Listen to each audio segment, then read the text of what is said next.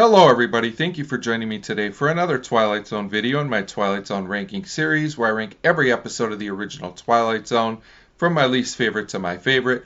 Today I'm going to be talking about number 67, The Last Rites of Jeff Myrtlebank, written and directed by Montgomery Pittman. This is a season 3 episode, and as always there will be episode spoilers. So I really enjoy The Last Rites of Jeff Myrtlebank. This is an episode that's kind of grown on me more and more the more times I've watched it. I like the small town country setting, and I think it's a unique episode that flows very well.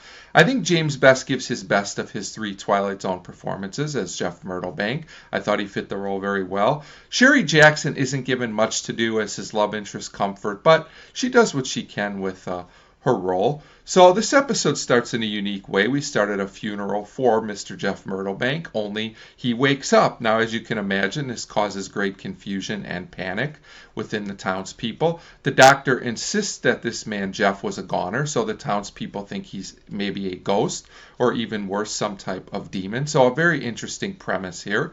Jeff seems like he's okay, but there does seem like there might be something slightly off about him. So one thing I really like about this episode is that we not only get the point of view of Jeff, we also get the point of view of the townspeople in this episode, and I thought that made it very interesting. It kind of caused an interesting dynamic in the episode that we not only get the lead character's point of view, but the point of view to how others react in this weird situation. Jeff also has a girlfriend named Comfort, and I would say that Jeff has a very good taste. So at this point, Comfort's brother doesn't really trust Jeff anymore. He tells Jeff to leave her alone, and they fight, and Jeff wins this fight. It seems he was never much of a fighter before, but his skills seem to have improved a lot in this area. Eventually, the town decides they need to do something about Jeff because they just can't trust him. But Comfort, being loyal, decides to warn him. So Jeff proposes to Comfort, and she says yes, and that she's with him no matter what.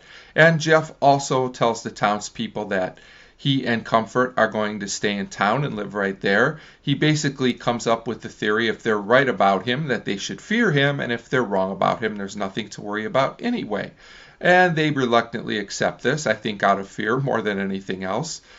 Jeff also reassures Comfort that he was just saying all this stuff so that the townspeople would leave them alone.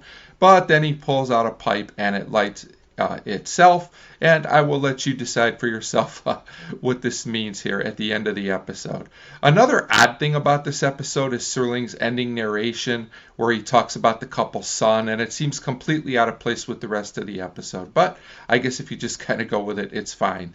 But overall, I really found The Last Rites of Jeff Myrtlebank to be a very unique and entertaining Twilight Zone episode, and that's why it comes in at number 67. As always, feel free to let me know what you thought about this episode if you liked it or not. Thanks for your support, and thanks for watching.